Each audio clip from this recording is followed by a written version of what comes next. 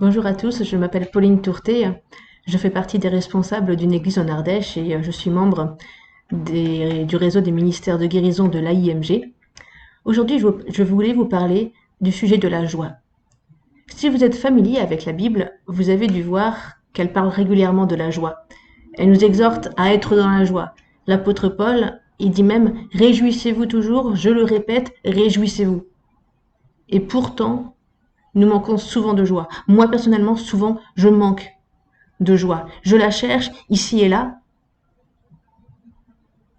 Mais ce qu'on va voir aujourd'hui, c'est qu'au travers de son premier miracle, Jésus va montrer que c'est lui, la source de la seule et unique véritable joie. Que si on a besoin de joie, c'est vers lui qu'il faut se tourner. On va prendre aujourd'hui le texte dans l'évangile de Jean, chapitre 2, versets 1 à 11. Jean 2, versets 1 à 11. Or, le troisième jour, il y eut des noces à Cana en Galilée. La mère de Jésus était là. Jésus fut aussi invité aux noces avec ses disciples. Comme le vin venait à manquer, la mère de Jésus lui dit « Ils n'ont plus de vin. » Jésus lui répondit « Que me veux-tu, femme? Mon heure n'est pas encore venue. » Sa mère dit aux serviteurs « Faites tout ce qu'il vous dira. » Or il y avait là 6 jarres de pierre, destinées aux purifications des Juifs et contenant chacune une centaine de litres. Jésus leur dit « Remplissez d'eau ces jarres. » Et ils les remplirent jusqu'au bord. « Puisez maintenant, leur dit-il, et apportez-en à l'organisateur du repas. » Et ils lui en apportèrent. L'organisateur du repas goûta l'eau changée en vin. Ne sachant pas d'où venait ce vin, tandis que les serviteurs qui avaient puisé l'eau le savaient bien, il appela le marié et lui dit « Tout homme sert d'abord le bon vin, puis le moins bon après qu'on s'est enivré. Mais toi, tu as gardé le bon vin jusqu'à présent. » Tel fut à Cana, en Galilée, le premier des signes miraculeux que fit Jésus. Il manifesta sa gloire et ses disciples crurent en lui.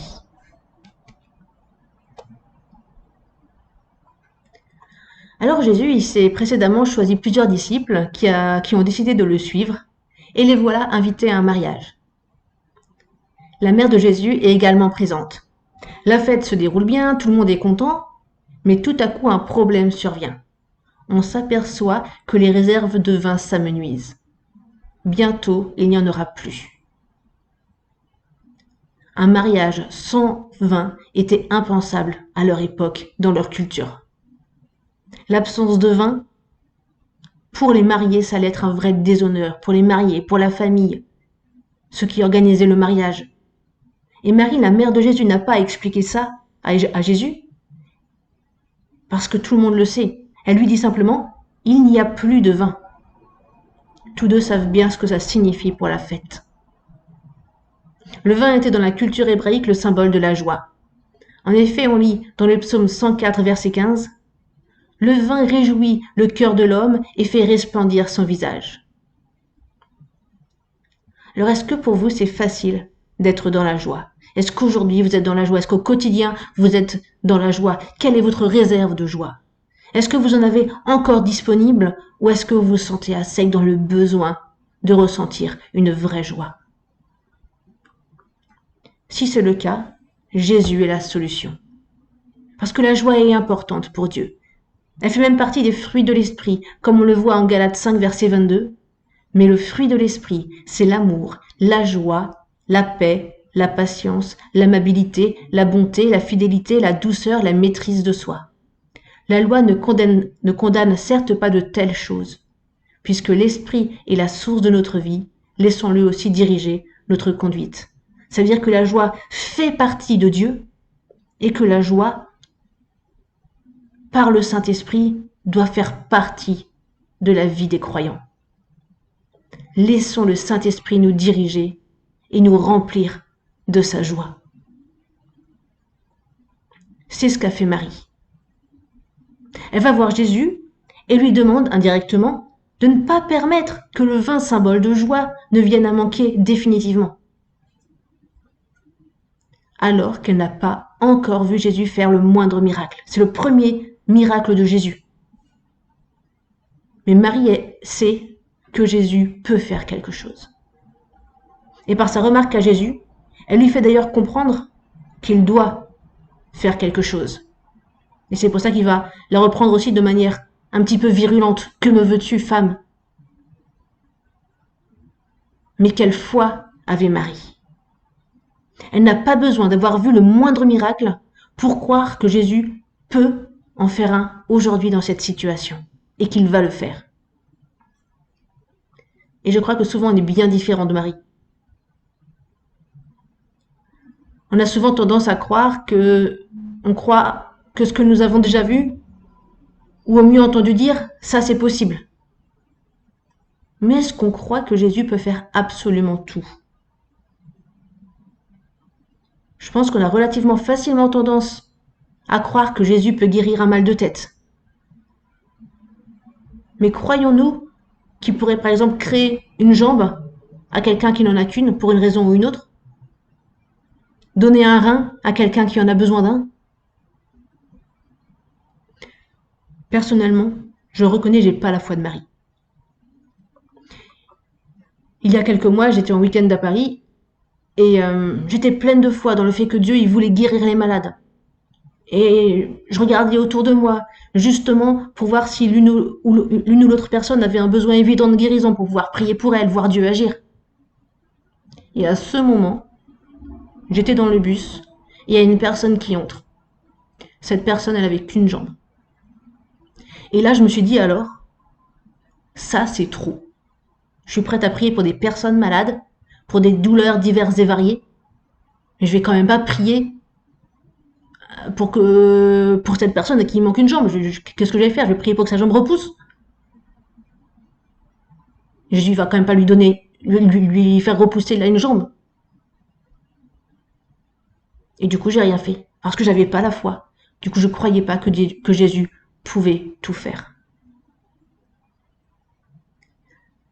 Et je le croyais pas en particulier parce que j'avais jamais entendu de témoignage qui allait dans ce sens. Et ce qui est drôle, c'est que peu après, sans même le chercher,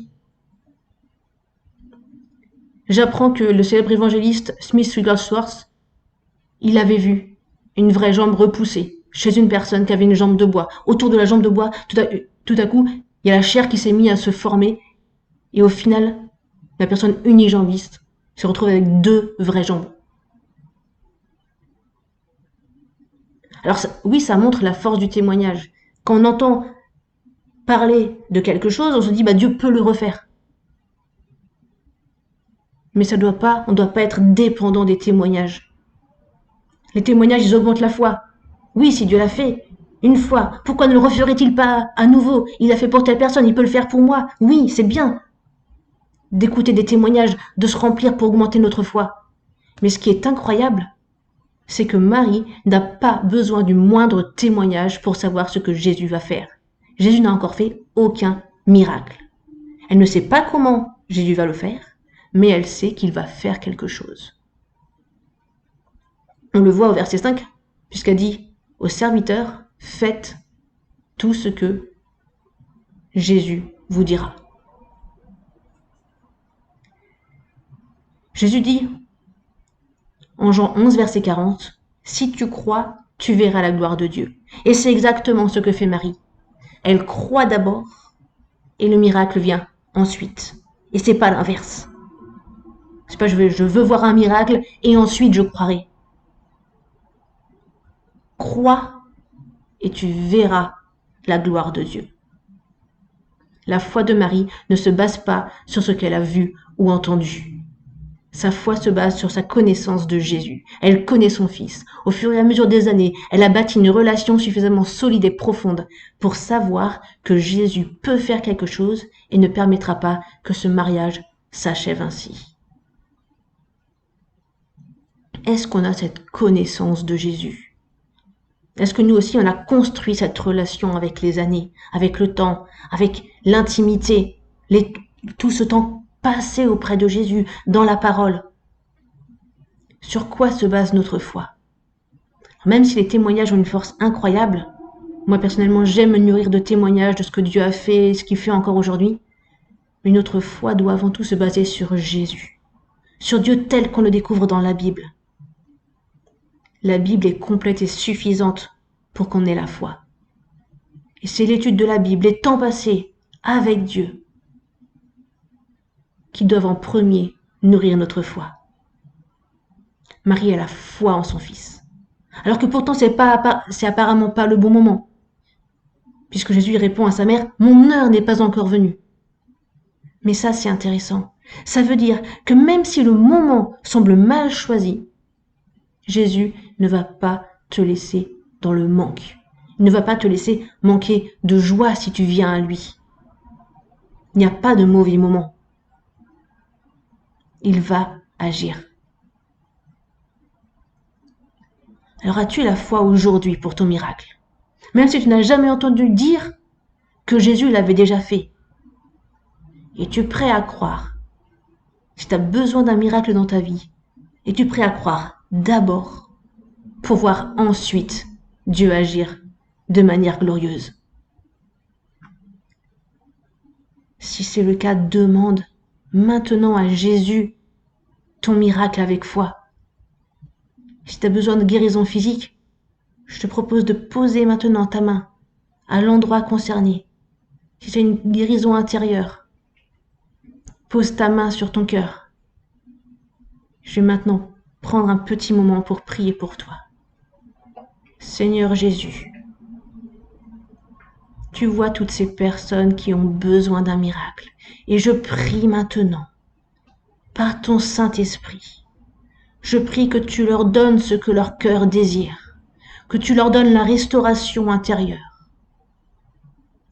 Je prie pour tous les problèmes physiques, les problèmes de santé. Par ton sang qui a tout payé, Seigneur. Maintenant, tu déverses ta grâce, tu déverses la guérison. Merci pour la guérison, Seigneur Jésus. Je prie maintenant pour les organes. Je bénis chaque organe et je déclare que chaque organe est sain et purifié. Je prie qu'il n'y a plus aucune lésion, que tout est cicatrisé maintenant. Toutes ces lésions qui n'arrivaient pas à cicatriser jusqu'aujourd'hui, maintenant elles sont cicatrisées, elles sont saines. Tout est ressoudé au nom de Jésus. Je prie contre toute infection aussi, de la peau ou des tissus. Je prie contre toute infection, toute inflammation. Je déclare maintenant que toutes les cellules sont saines et sont renouvelées dans le nom de Jésus. Je prie pour tous les organes, pour la chair, pour la peau, les ligaments, les tendons qui ont souffert. Je prie pour les os. Tu consolides, Seigneur. Tu répares. Au nom de Jésus. Amen.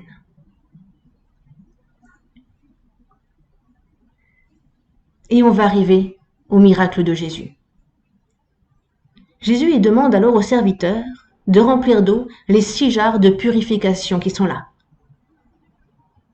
Jésus va préfigurer ce qui va se passer à la croix. Les jarres de purification. On voit en Éphésiens 5, verset 26, « Il s'est donné lui-même pour elle, afin de la conduire à la sainteté, après l'avoir purifiée et lavée par l'eau de la parole. »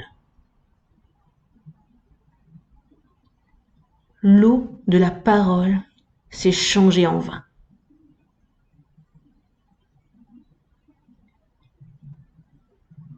Et Jésus va ensuite, peu avant sa mort, donner un autre sens à ce vin. Matthieu 26, versets 27 et 28. Ensuite, Jésus prit une coupe, et après avoir remercié Dieu, il la leur donna en disant, « Buvez-en tous, ceci est mon sang, par lequel est scellée l'alliance. Il va être versé pour beaucoup d'hommes, afin que leurs péchés soient pardonnés. »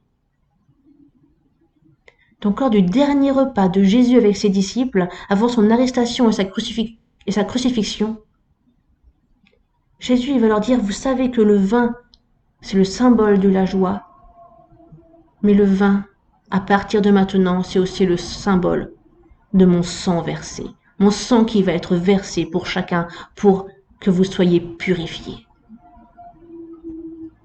Et cette image, elle va ensuite être reprise à différents moments dans le Nouveau Testament. Et par l'eau changée en vin, Jésus va montrer que son sang va désormais être disponible pour être purifié, pour être lavé de ses péchés. Dans ces jarres, il a mis de l'eau, dans ces jarres de purification, et l'eau s'est transformée en vin.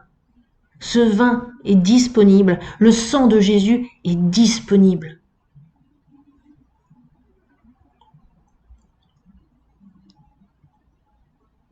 N'y avait-il pas meilleure image que le vin pour symboliser le sang de Jésus? Cette boisson source de joie issue de raisins, qui pourrissent pas mais qui fermentent pour donner quelque chose de nouveau et de meilleur encore. Dans le psaume 16, verset 10, on lit « Mon cœur est dans la joie, mon âme exulte d'allégresse, mon corps repose dans la paix. Tu ne m'abandonneras pas dans le séjour des morts, tu ne laisseras pas ton serviteur fidèle se décomposer dans la tombe. Tu me feras connaître le chemin de la vie, plénitude de joie en ta présence et bonheur éternel auprès de toi. » Et en effet, Jésus n'est pas resté dans la tombe. Sa mort n'était pas la fin de toute chose, mais plutôt le début de quelque chose de meilleur, d'une nouvelle alliance. Une alliance qui était meilleure que la précédente, comme il est dit en Hébreux 10, verset 6. Et l'organisateur du repas, il en fait d'ailleurs la remarque au verset 10. Il est surpris de la qualité de ce nouveau vin qui est désormais servi. Il dit, mais pourquoi tu as gardé le meilleur? D'habitude, on fait l'inverse. On commence par le meilleur vin. Toi, tu as gardé le meilleur pour la fin. Mais c'est parce que c'est le sang de Jésus qui est meilleur que tout le reste. Dans l'Ancien Testament, il fallait verser le sang lors des sacrifices, des taureaux, des boucs, pour être purifié. Là, Jésus fait déjà comprendre que mon sang va être versé pour que vous soyez purifiés. Et mon sang, mon sacrifice est meilleur. Il est meilleur parce que ce sera le seul, le sacrifice définitif. Ce que Jésus nous donne est meilleur. La joie que Jésus nous donne est meilleure. Meilleure que tout ce que le monde peut nous offrir en termes de plaisir. Jamais l'argent, la gloire, la notoriété, la position sociale ou professionnelle ne pourra te donner une joie meilleure que celle qu'on trouve en Jésus. Les mariés, ils n'avaient pas jusque-là proposé un mauvais vin. Celui de Jésus était juste meilleur. Et on a le droit d'être dans la joie pour ce qui nous arrive dans la vie. Tu peux être dans la joie parce que tu as obtenu ton diplôme ou une promotion dans ton travail. Tu peux être dans la joie parce que tu as eu un enfant. Tu peux être dans la joie parce que tu vas enfin pouvoir t'offrir la voiture de tes rêves. C'est légitime. On a goûté à un certain nombre de ces joies. Mais combien elles sont éphémères. Elles durent l'espace d'un instant. On est dans la joie. C'est merveilleux. Ce sont des vraies sources de joie. Mais de même que le vin du mariage, cette joie va finir par s'épuiser, plus ou moins rapidement. C'est une joie éphémère. La joie du monde est fragile, mais la joie en Jésus est meilleure. Elle est durable, éternelle. Jésus a dit à la femme samaritaine, « Bois de mon eau, et tu n'auras plus jamais soif. » Et comme il est dit dans la suite du psaume 16 qu'on a lu précédemment, ça continue, « Tu me fais connaître le sentier de la vie, il y a d'abondantes joies dans ta présence, un bonheur éternel à ta droite. »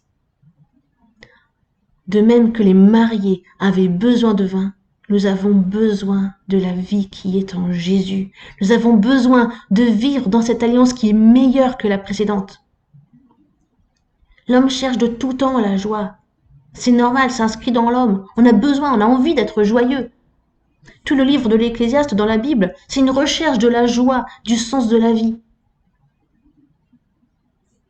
Au psaume 37, verset 4, on lit « Fais de l'Éternel tes délices, et il te donnera ce que ton cœur désire.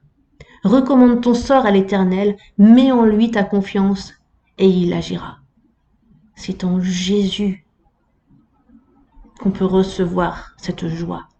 Il faut faire de l'Éternel ses délices. La vraie joie n'est pas ailleurs, elle est là. Elle est auprès de Dieu.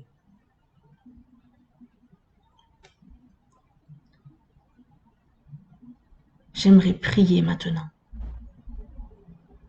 Seigneur Jésus, merci parce que ton sang a coulé une fois pour toutes. Merci parce que tu as donné ton sang. Ton sang a été versé et tu nous le donnes pour qu'on soit purifié, purifié de nos péchés, pour qu'on puisse vivre dans cette liberté maintenant. Merci pour cette joie que tu donnes. Comme ces jarres qui ont été remplis jusqu'au bord. Toi, tu donnes une pleine mesure de joie. Merci, Seigneur Jésus. Apprends-nous à ne pas nous contenter des plaisirs du monde, mais se focaliser sur toi, Seigneur Jésus. Je te prie pour chacun, renouvelle-nous dans nos pensées, Seigneur, par le Saint-Esprit, qu'on ait une révélation fraîche de combien il est meilleur d'être avec toi. Combien le temps passé avec toi n'est jamais du temps perdu, mais que c'est du temps qui nous donne cette joie dont on a tant besoin. Peu à peu, remplis-nous de ta joie, Seigneur. Qu'on puisse sentir que tu es tout ce dont nous avons besoin.